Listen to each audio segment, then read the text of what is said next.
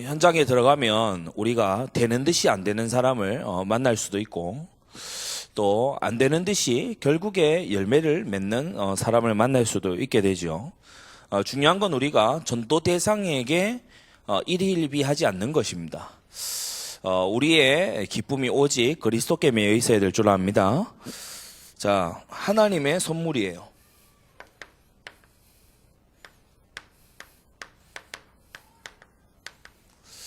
다른 말로 은사죠.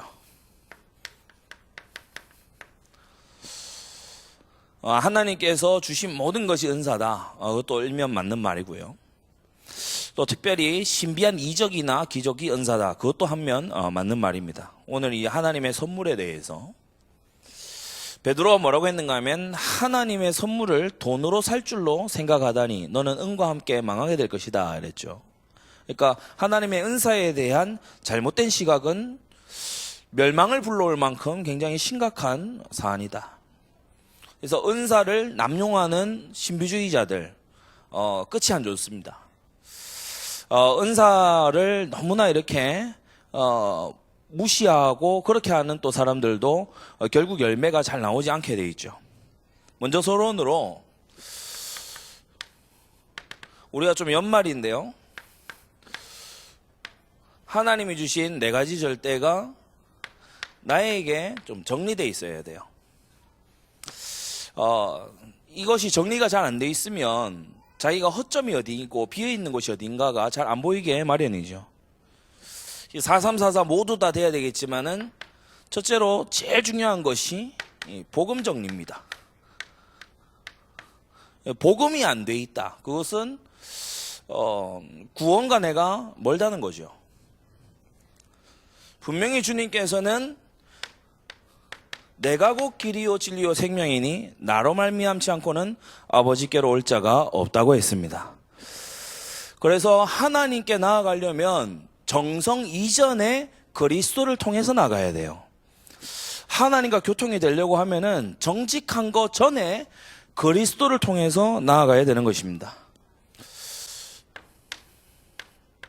그리스도 예수 안에 있는 자에게 결코 정죄함이 없다. 생명의 성령의 법이 죄와 사망의 법에서 너를 해방하였음이라고 했어요. 여러분 이것이요 나의 것으로 정리되어 있는 것이 중요합니다. 요한일서 3장 8절에 죄를 짓는 자는 마귀에게 속하나니 하나님의 아들이 나타나신 것은 마귀를 멸하려 하심이라고 했죠. 그래서 이 복음이 정말 나에게 결론으로 자리 잡혀 있는가? 생명의 성령의 법이 나를 해방시킨 것에 내가 확실한 증거를 가지고 있는가? 분명히 비슷한 일을 당해가지고 있는데 주님께서는 우리를 저주에서 해방시켜 주시는 분이거든요. 이것이 여러분이 1년을 돌아보면서 좀 정리되어 있어야 되는 부분입니다.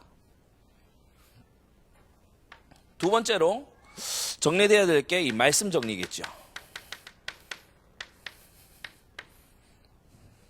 많은 성도들이 말씀 듣는 그 자리를 그냥 습관 삼아 나올 뿐 이 말씀이 정리가 잘 안 되어 있습니다.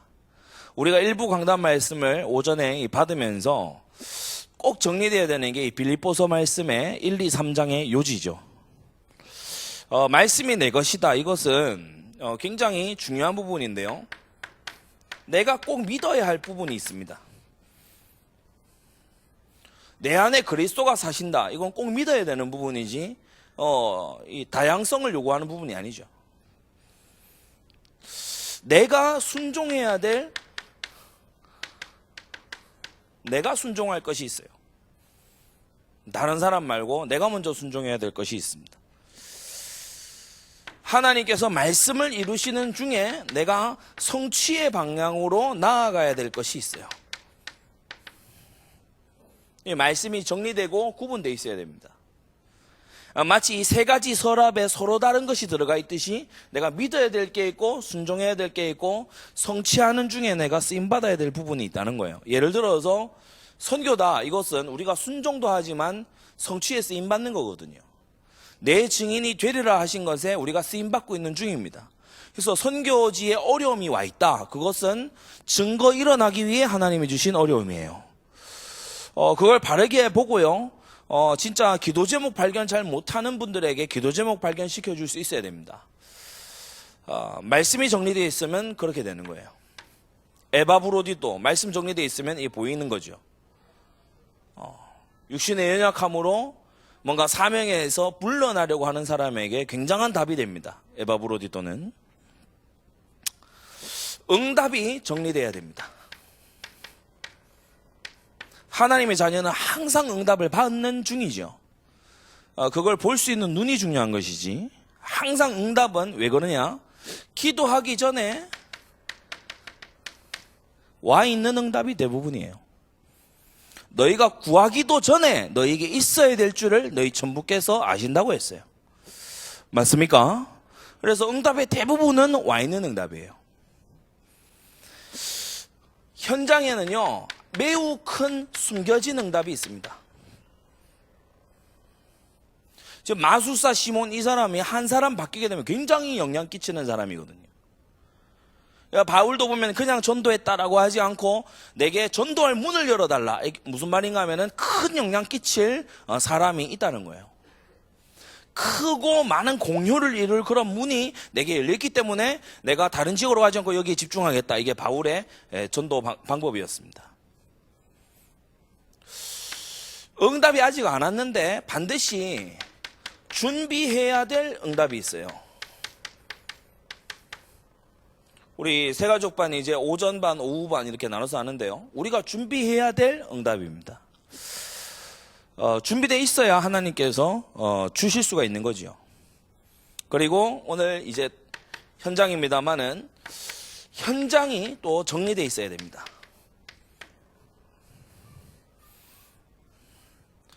나를 통해서 한 해 동안 또 지나온 어떤 기간 동안에 예수 그리스도를 영접한 사람이 있을 거예요. 그래서 여러분이 전도를 구조목구구식으로 하지 말고요. 영접 리스트 가지고 해야 됩니다. 영접 리스트 어느 정도 정리되어 있게 하기 위해서 제가 작년에 또 마칠 때쯤에 또 전부한테 이게 나눠드린 것도 있었어요. 영접 리스트. 그리고 몇 번 정도 재만남하는 그런 사람들이 있습니다. 보통 한 재만남 3번에서 4번 사이에 결론을 지어줘야 됩니다. 계속해서 그냥 나에게만 연결되어 있도록 하게 되면 이 사람이 내 깊이까지밖에는 못 오거든요. 그러니까 빨리 교회화를 시켜주든지 어떤 결론을 내려줄 수 있어야 되겠죠. 그리고 특별히 현장을 정리해야 되는데 여러분이 많이 만날 겁니다. 아마 거절하는 사람. 거절하는 사람을 통해서 우리는 큰 거를 배워야 돼요. 많은 내가 고쳐야 될 부분이 여기에 들어 있습니다. 바울이 항상 인도받은 게 아니거든요. 보면은 사도행전 16장, 17장 지나갈 때 보면은 도시를 그냥 막 지나갈 때가 있어요. 언급만 돼 있고 지나갈 때가 있어요. 뭐 대가볼리를 지나서 뭐 어디를 지나서 딱 이렇게 그냥 갈 때가 있어요. 그 말은 무슨 말이냐? 거기서도 했는데 문이 안 열렸다는 거예요. 그러면서 거절하는 사람들 계속 보면서 바울이 나온 결론이 있죠. 주요한 결론 중에 하나입니다. 뭐냐면 사람 찾기 전에 기도처를 찾아야 되는구나. 이게 바울의 이 아주 중요한 현장에서 얻은 답이었어요. 여러분 큰 정리의 은혜가 있기를 바랍니다. 오늘 그러면 은사예요. 이건 하나님의 은혜의 선물을 말하는 거죠.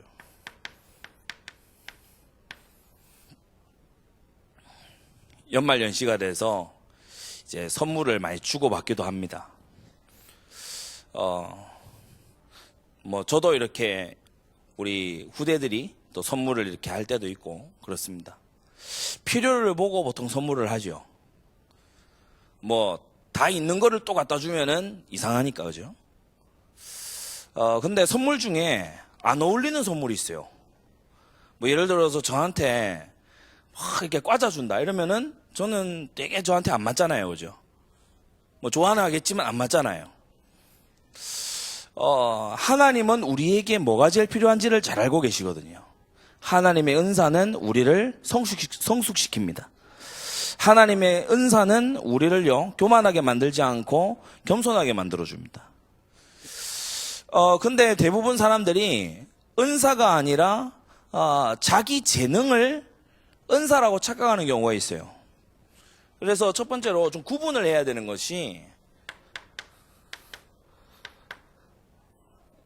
탤런트, 재능하고요,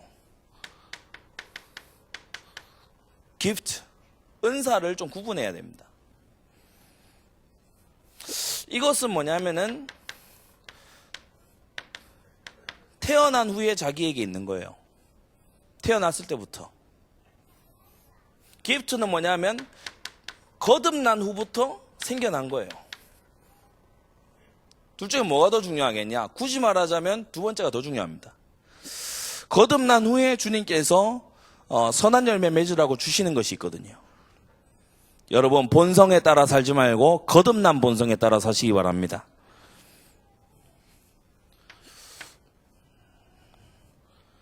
우리는 이 태어난 직후에 가지고 있는 재능이 거듭나야 된다는 사실을 잊고 살아요. 많은 경우에 내가 불신자 시절에 가지고 있었던 생각, 그거 가지고 자꾸 이렇게 생각하려고 하거든요. 근데 우리는 거듭난 후에 받은 것을 좀 더 집중을 해야 되겠다. 은사는 분명히 성령에 주시는 바이기 때문에 나타나는 게 뭔가 하면은 내 능력이 아니라 오늘 본문에도 나옵니다. 권능이 나타납니다. 파워가 아니라 authority가 나타나요. 그리고 성령의 역사이기 때문에 반드시 선한 열매를 맺게 돼 있죠. 열매 나지 않는 허망한 일, 예를 들어서 일본에 전도 갔는데 중국 어방은 터졌다. 그거는 일본 현장에는 안 맞는 그런 기적이잖아요. 그렇기 때문에 그것은 성령의 역사다. 보기가 어렵습니다. 그것은 도리어 혼란케 하고 아주 이렇게 무질서하게 만드는 악령의 개입일 수 있거든요. 그러니까 우리가 영분별을 뭘로 합니까? 열매로 합니다.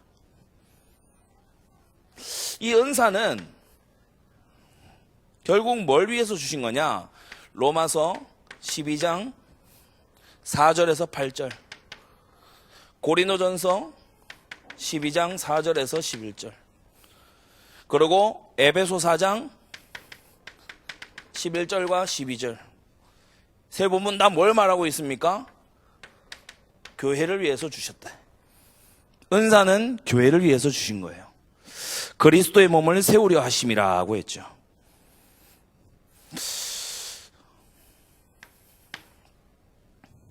그런데 교회를 위해서 주신 것을 가지고 이제 미숙한 성도들이 주로 이 은사의 혼란을 가지고 있어요.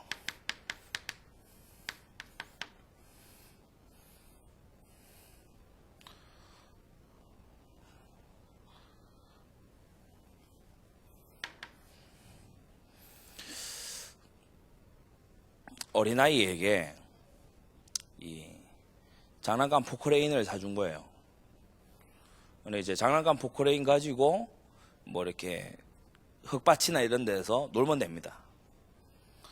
꼭 보면은 이제 포크레인에 뭘 담는가 하면 밥을 담아요. 그래가지고 이제 막 먹이려고 그러고, 잘못 사용하는 거죠. 목적에 다르게 사용하는 거예요. 어린아이한테 진짜 네가 좀 이렇게 눈을 열어라 이래가지고 아주 이렇게 중요한 어떤 위인전 책을 딱 줬어요. 이걸 어디 갖고 와가지고 찢어서 비행기 접어버리는 거예요. 그거는 잘못 사용하는 거죠. 그러니까 미숙한 성도들이 은사를 잘못 사용하는 경우가 그런 경우와 비슷합니다. 뭐 어떻게 하냐? 자꾸 뽐내요.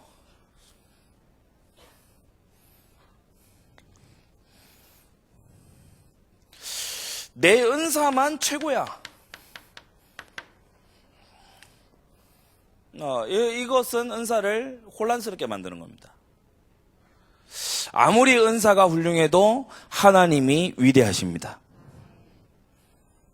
교회 안에요, 이 신령하고 그리고 너무나 탁월하고 막 어떤 출중하고 이런 사람이 있을 수 있거든요. 그러나 하나님께서 전능하십니다.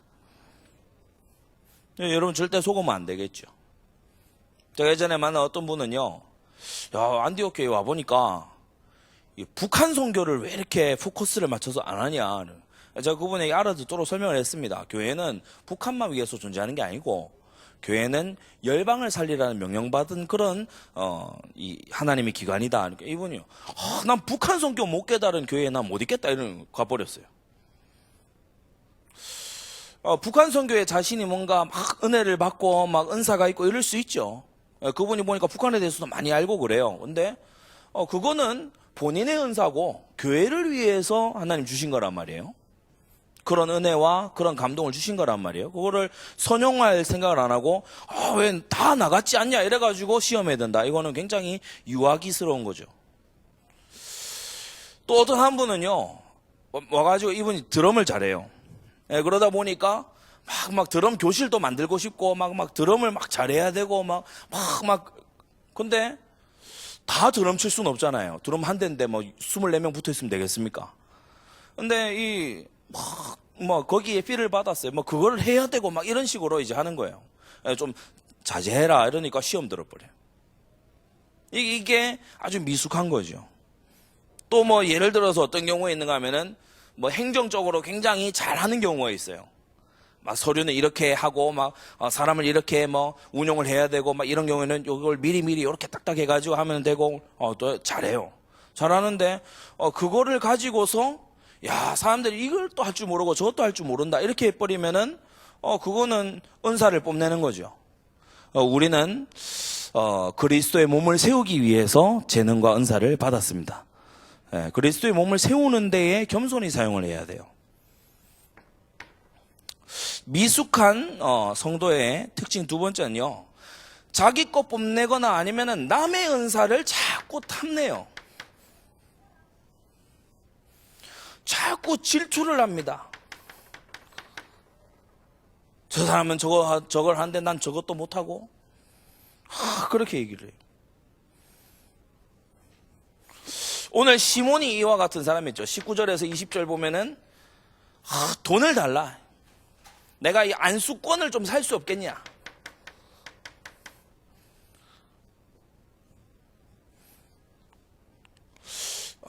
내가 돈을 얼마라도 줄 테니 그 은사 나한테 넘겨라.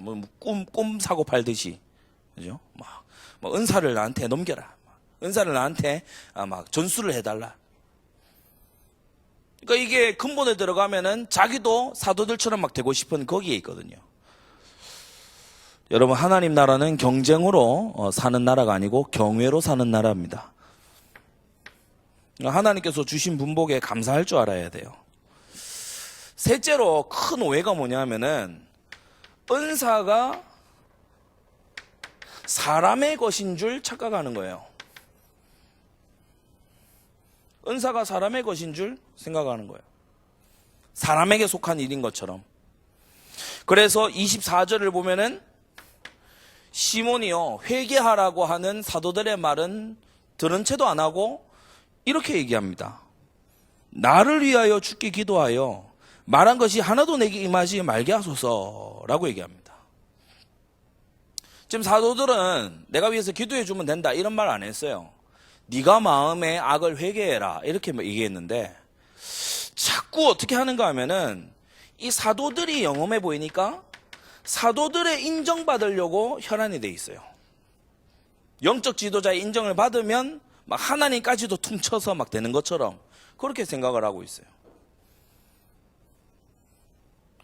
때때로 보면은 헌금은 안 하는데요, 자꾸 이렇게 교역자나 아니면 목회자한테요 그냥 사적으로 선물 얼마 좀 하고 이러는 사람이 있어요.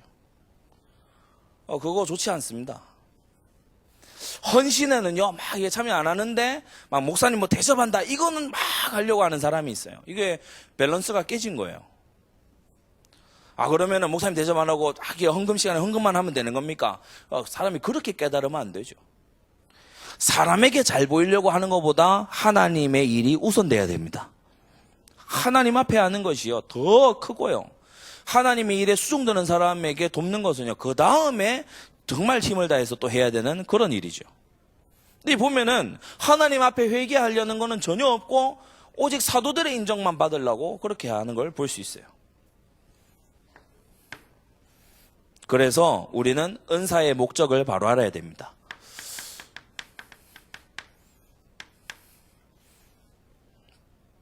은사의 목적은 기억해 두세요. 교회입니다. 은사는 교회를 위해서 존재하는 거예요. 은사는 나 개인의 영적 성장을 위해서 존재하는 게 아니에요.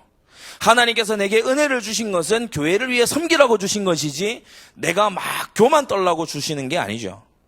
하나님께서 이 사람 저 사람에게 각기 다른 은사를 주신 것은 서로 동력하라는 의미인 것인지 남의 거 막 질투하라는 뜻이 아니거든요. 여러분 정말 깨닫는 성령의 은혜가 있기를 바랍니다. 은사의 목적은 교회다. 그래서 때때로 보면은 이 섬기기를 잘하는 이런 은사를 가진 분들을 보면요, 참이 귀해요.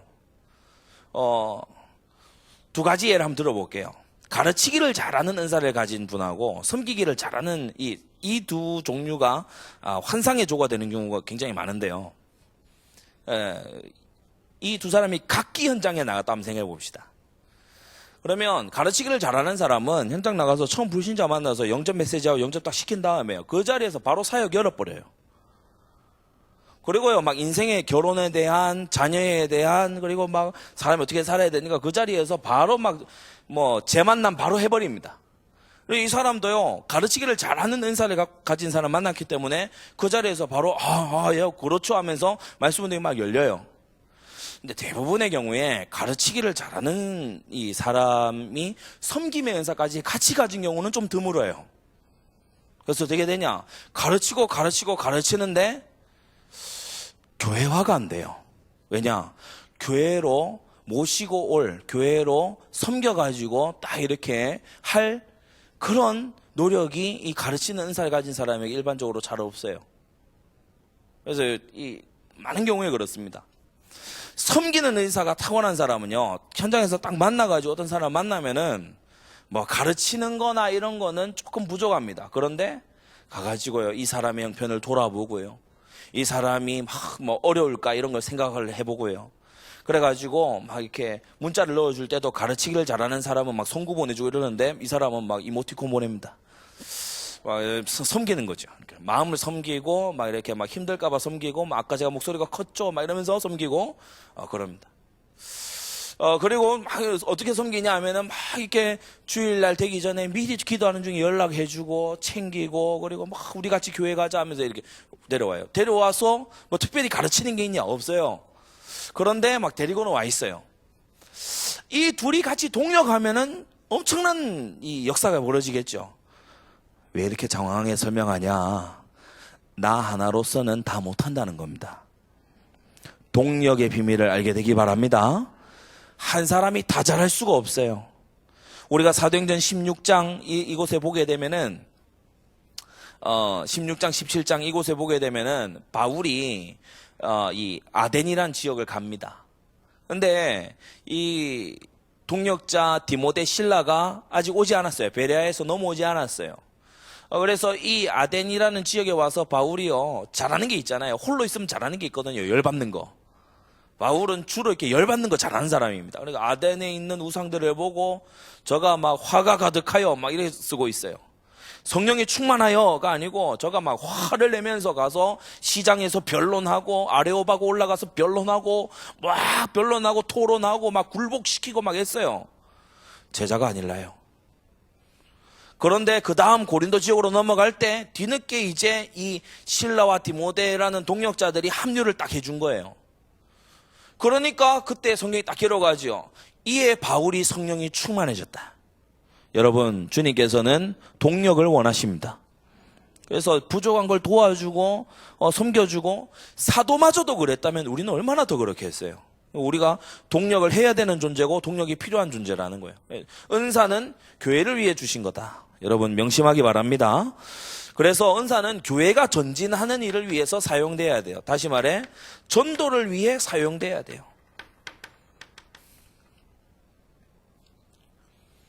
식당에서 봉사하는 분도 중심에 내가 전도자들을 위해 봉사한다. 그 중심 가지시기 바랍니다. 찬양으로 다 섬기는 분들도요, 내가 정말 하나님의 영광이 전파되는 이 전도를 위해서 내가 쓰임받는다. 이 생각을 가져야 주님과 통하는 거예요. 둘째로, 은사는 덕을 세우기 위해서 사용되어져야 됩니다. 성경이 말하는 덕스럽다라는 것은 뭘 말하는 겁니까? 질서와 평안입니다. 그래서 내가 방언 기도를 예를 들어서 너무 막 하고 싶고 내가 잘한다. 그래도 회중이 모였을 때는 하지 말라는 거예요. 왜냐? 평안이 깨져요. 평안이 깨져요. 남의 기도를 방해하는 짓을 하지 말라는 거예요. 그게 고린도전서 14장의 가르침이죠. 그래서 1만 마디 방언보다 깨달은 마음으로 가르치는 5마디가 낫다라고 성경은 말씀하는 겁니다. 여러분 덕 세우기에 되시기 바랍니다. 또 은사의 목적은 교회를 위함인데 꼭 명심해야 되는 것이 겸손하게 사용돼야 돼요. 모든 것이 하나님의 은혜입니다.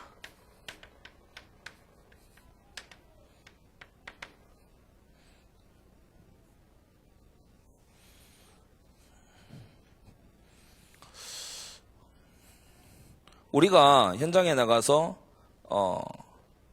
유지해야 되는 것 중에 중요한 게 겸손이에요. 그래서 결론인데요.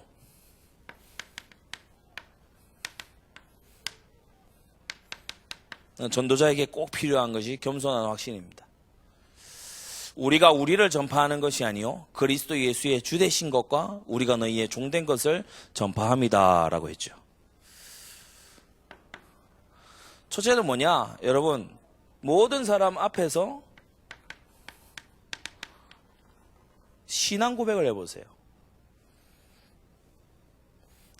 어디 삽니까? 누굽니까? 묻지 말고요. 먼저 내 얘기부터 하라고요. 나는 크리스찬입니다.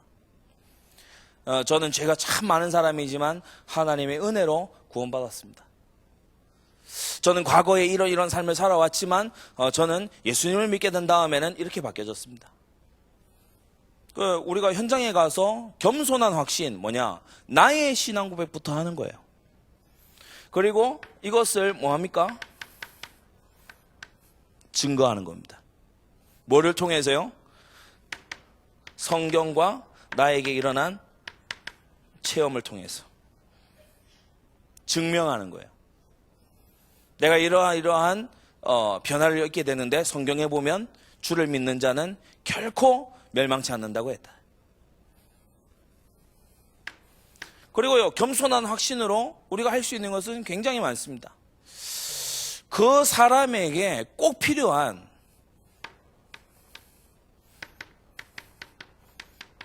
영적 부분을 얘기해 줘야 돼요. 전도자가 아니면 절대로 알 수 없는 영역이 뭔가 하면은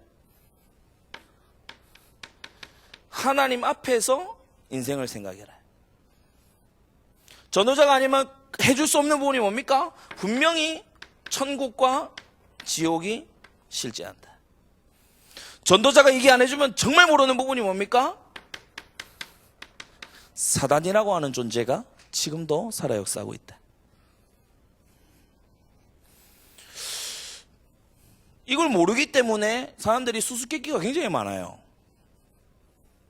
사실 이 길동시장 여기는요, 우리가 쓸 수 있는 여러 가지 이 전략들이 굉장히 많이 나오는 자리입니다. 길 가는 사람 만나서 딱 물어봤을 때 바로 근처에 점집들이 있어요. 딱 이렇게 얘기를 해줘야 되는 겁니다. 저기에 점집이 있고 사람들은 저곳에 가서 묻기도 하고 그런다. 왜 그러겠냐? 여기에 왜 점쟁이가 많겠냐? 여기에 왜 무속인 귀신 들린 사람이 왜 많겠냐?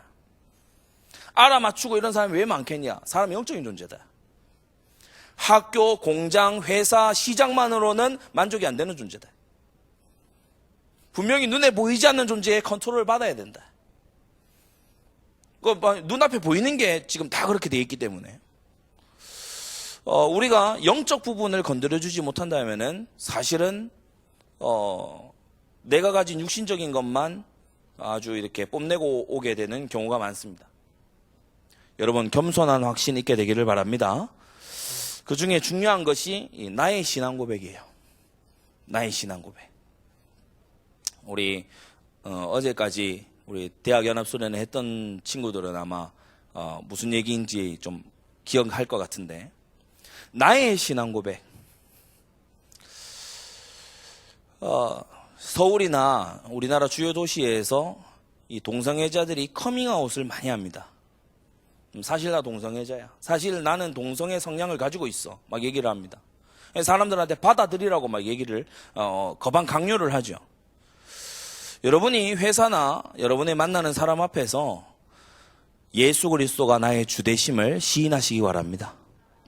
그러면 전도 대화는 되게 돼 있어요. 뭐 어렵지 않습니다. 내가 만나는 사람에게 나는 그리스도인이다 이거부터 딱 시작하면은 뭐 내가 그리스도인이라는데 이 사람이 난 반댈세 이럴 수 있습니까? 그러기 어렵죠.